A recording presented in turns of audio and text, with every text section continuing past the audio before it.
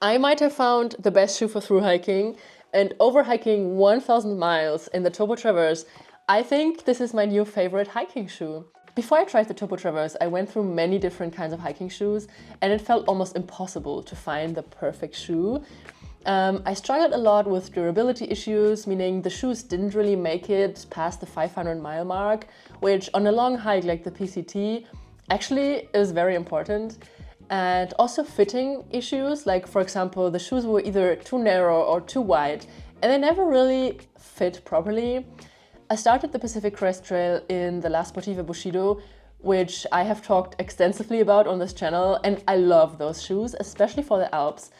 But after a month of hiking in them, I found that the toe box just wasn't wide enough. So my toes were kind of squeezed together and they started hurting, and especially my toes just got inflamed again and again. So at some point I had to look for something new. And that's how I found the Topo Traverse.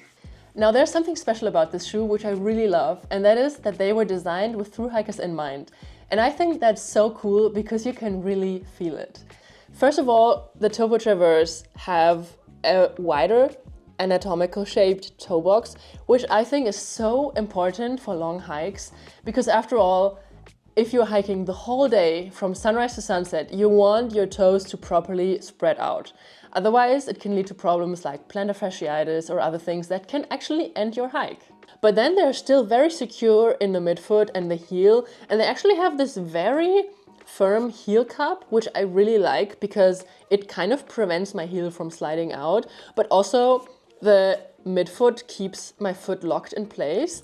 So there's no sliding, which could eventually cause blisters. And I really like that because I feel like if I'm wearing the shoe all day, every day, I really want it to fit properly and I don't want my foot to slide out or slide around like I have, for example, with Ultra shoes, which are very floppy.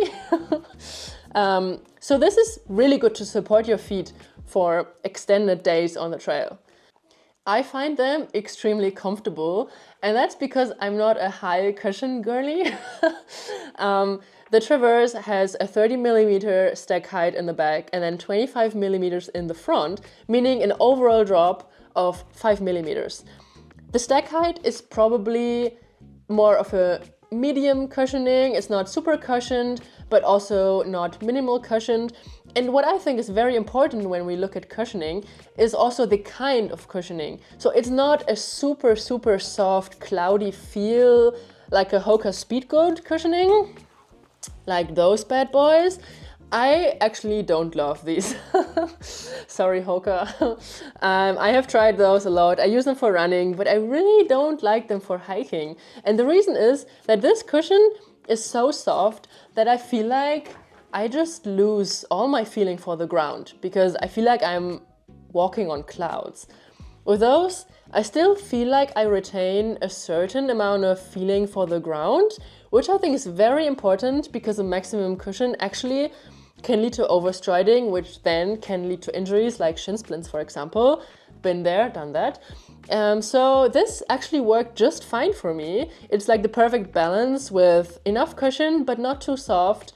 So for long days, it was just fine.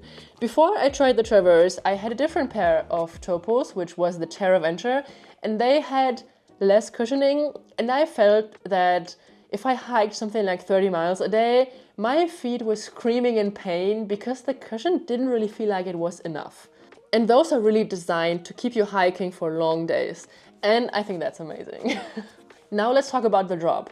As I said before, they have a 5mm drop, and drop is heavily discussed in footwear for thru hiking. And there's a lot of people who say zero drop is the way to go, and a lot of people who say zero drop is not the way to go.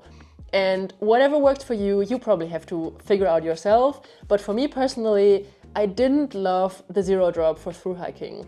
I do wear zero drop at home. I train in Vivo barefoot shoes, and I walk barefoot a lot.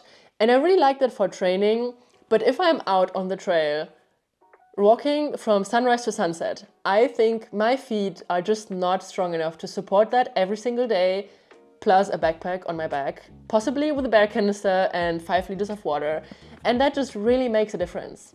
A very important thing for thru hikers is durability, because you will probably go through 4 or 5 pairs of shoes, and if each of those only lasts you 300 miles, that gets very expensive. So those are actually the most durable shoes I've ever had. Every other thru hike so far I've done in the La Sportiva Bushidos, and they last usually around 600 kilometers, which is like 450 miles. These I could still wear after 600 miles. They still had some life left in them. The longest I've hiked in them was 600 miles, but only because I had already ordered the next pair. But I think I could have gotten at least another 100 miles if I didn't care too much about some small holes maybe in the back of the shoe. This is actually what I noticed the first part where the shoe would actually start falling apart, and that is here in the back of the shoe. I had absolutely no problems with the outsole. This stayed good for so long. Like, it was not completely used up after 600 miles. There was still many miles left to go. Also, the upper material seemed to be very durable. I didn't have any holes in them. By the way, this is the exact same pair from the PCT that I'm showing you right now. So as they look right now, this is what they look like after hiking 500 miles in them. The other pair that I hiked 600 miles in, I threw them away because obviously I don't keep my shoes when I'm still on the trail. But this is what they look like after 500 miles, and I think that's actually pretty good. I even hiked a couple of day hikes in Austria with them after the PCT, so, well, I think it's great. Something very important, especially when you are in challenging terrain and technical terrain, is the grip and the traction. So they have this Vibram outsole, which is extremely durable, but also the rubber is very sticky. I can easily walk up or down a rock slab in the Sierra Nevada without being afraid that I will slip down. And I think that's amazing because I love hiking in technical alpine terrain. On the top of the shoe, there's this kind of mesh material, which is relatively breathable, but not the most breathable I've ever seen. But also, this kind of mesh material is a little more durable than most mesh I have seen. So it feels like a kind of fair trade-off. You know, you get a bit more durability, you don't have holes on the top, which I had with a lot of other shoes, and then there comes all kind of sand and little rocks and stuff inside. So the material is really nice and durable, just breathable enough, not the most breathable. If you're in like a very hot area, you might want to go for something a little more breathable, but for most thru hikes, I think they are just fine. The Traverse has something very special that I have never seen in any other shoe, and that is they have some little holes here, which are actually meant to drain water after a river crossing. And I think that's kind of genius. I don't know how well that actually works because I took them off for my river crossings, but I think it's very smart, and also when it rains all day, that might be very helpful. If you have used them for river crossings, you can leave a comment saying if that's actually working, because I have no idea. It kind of shows how those shoes were really made for thru hikers. Every pair of Traverse comes with their own FKT insole. I took those insoles out because I put my own inside, but I still want to mention that because if you order those shoes, you will get that insole. And it has those little bumps on the top, and it's kind of designed to make your feet feel less fatigued after a long day of hiking, and also kind of massage your feet. And I gave the insoles to my friend, and he really loved them. And they're also designed to not absorb water, meaning you don't have to take them out for river crossings. The Traverse is also really light. It's about 300 grams per shoe in a men's size 9 or 10.6 ounces, which I think is pretty light. Those are men's size 10 or 11. I have very big feet, so they're a bit heavier. But overall, I think that the weight of the shoe is not the most important part of the shoe, because if it fits really good and if it feels very comfortable and your feet are not hurting at the end of the day, it doesn't matter if it's an ounce more or less, honestly, in my opinion. What I also really like is that you can attach a gaiter to them. So in the front they have this little hook, and in the back they have this for Topo's own gaiters. I haven't tried their own gaiters, but they actually look really cool because you don't have to take the shoe on and off. You can like put them around your ankle. I have used my Ultra gaiters with those because I just bought them, and they have this little Velcro patch which you can attach to the back, and then they work just fine. In case the Velcro comes off, you can just carry a little like one of those extra strong glue thingies and just stick it back on. And it only came off once and it was fine. So, oops. No shoe is perfect, and this shoe also has some drawbacks, and I want to tell you about what I find is not ideal yet. So the first thing I want to say, durability of this part in the heel. After putting them on and off several times a day, this just starts falling apart. And I think a little more durable material here would be great. But on the other hand, I had that with all of my shoes happening, and I'm not sure if that's maybe just something that naturally comes if you abuse them like we thru-hikers do. They're not waterproof.